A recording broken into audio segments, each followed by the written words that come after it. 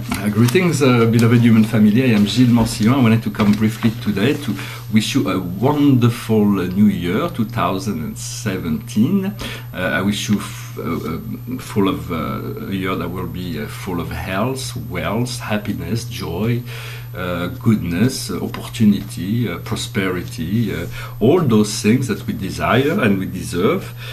The understanding is that of course there will be ups and downs during the year, no matter what we plan, but understand that years after years the high are getting higher and the low are getting lower, and the high can be maintained. When we feel good, we can stay well longer, and then when we feel down, those things passes a lot faster. So it is a sure manifestation of the progress of the energy from the assistance of the universe. It's getting easier to overcome our problem.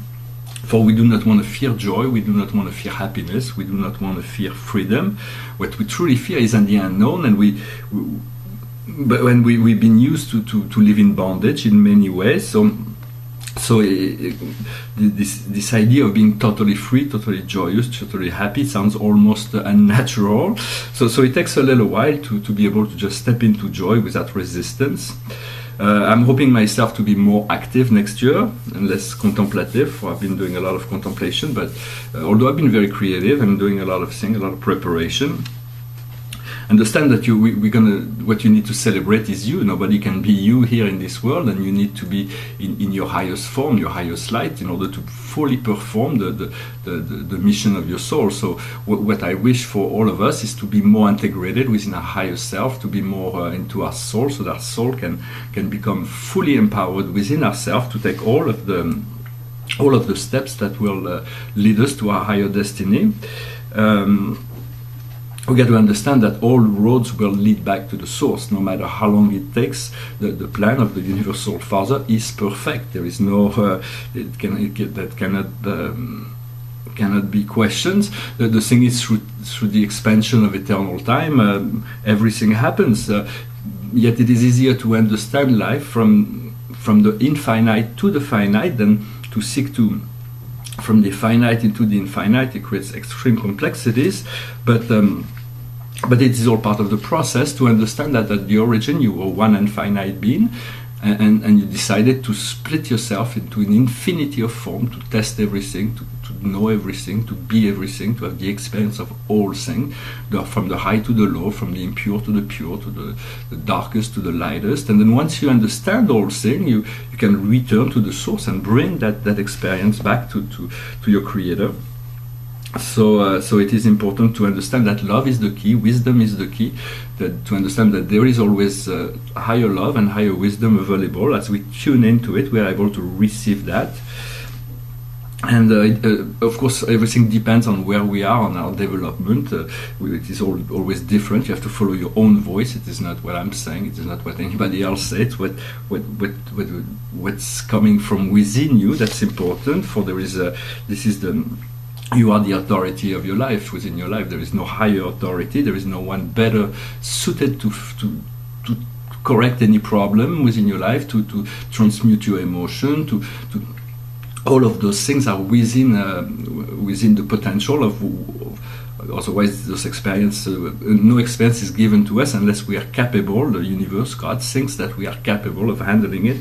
So I wish also that we gain more confidence, more trust, because this year will require trust. Will require that we leap into new ideas, so that we can expand beyond that which does not work, to move into something that works, which is joy, freedom, liberation.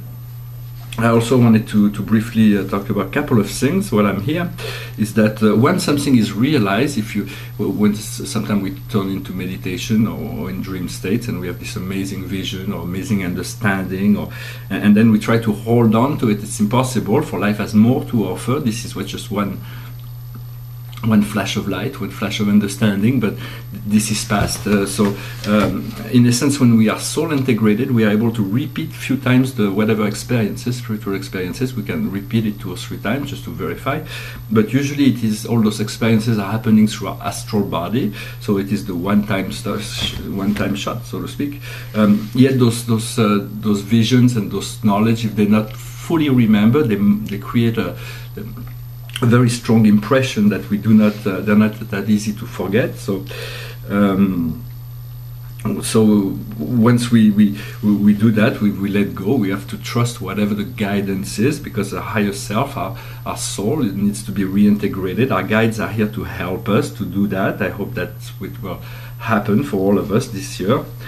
For we're going to have to be learning to put in application all sorts of spiritual, like leadership, administrative wisdom, rest and recreation, worship, spiritual creativity. All kinds of things will have to be more integrated, communicated, and so.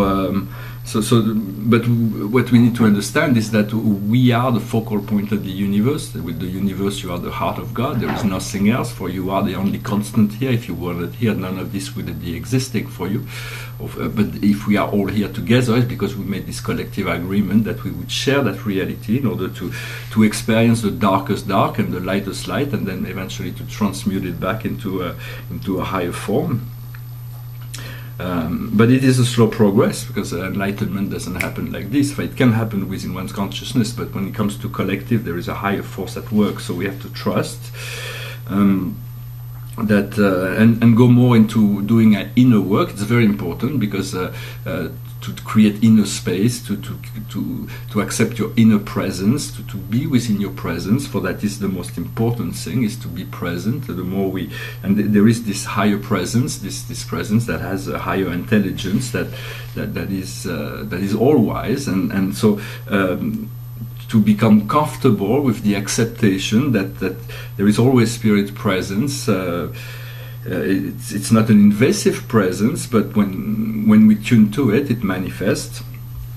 What I wanted to discuss also briefly, say that beyond the ego level on the ascension path, is that the more you can ascend without understanding that there is a supreme personality, a divine personality that originates the process of life, but eventually we come to discover that this is not only that the source and creator is real, but we have the ability to fuse, to become more of that, to allow this presence to be more manifested inside of us.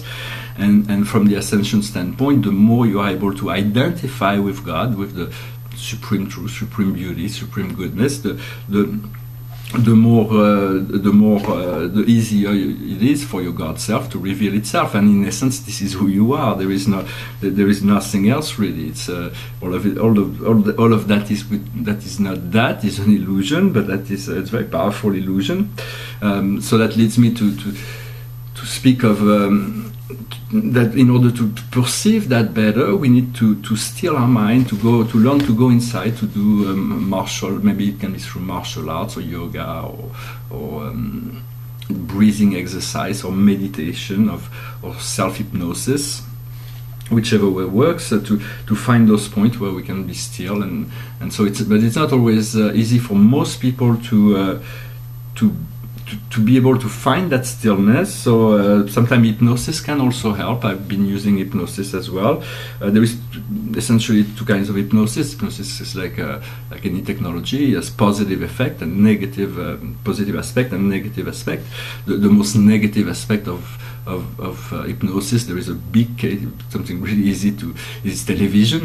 Television is a mean by which to control the mass population, to condition them to believe in their lack of empowerment, to admit fear and submission into a system of fear and war and violence.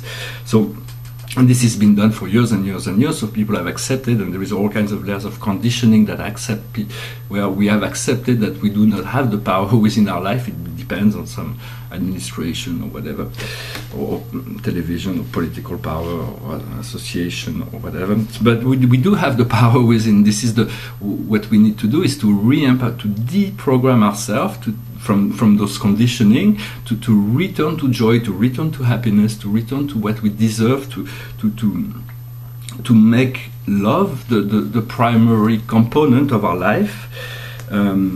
Of course, when you do a lot of self-hypnosis, it's difficult to be able to be hypnotized by someone else, but I've used hypnosis with other people. It can be used for healing, addiction, for instance, or it can be used for guided meditations. It's more light hypnosis, or space travel. That's also light hypnosis. Or in deeper hypnosis can be like past life exploration or erotic hypnosis.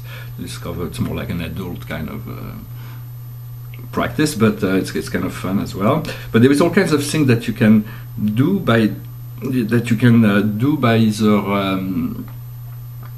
by discovering this state of being within yourself. And so the more you are able to go in and out of that state, the more you are able to maintain an alpha state and then go deeper into the theta delta states, and then eventually we reach the hyperspace of the gamma ray. The fifth dimensional mind is activated, and that's basically what we want to do.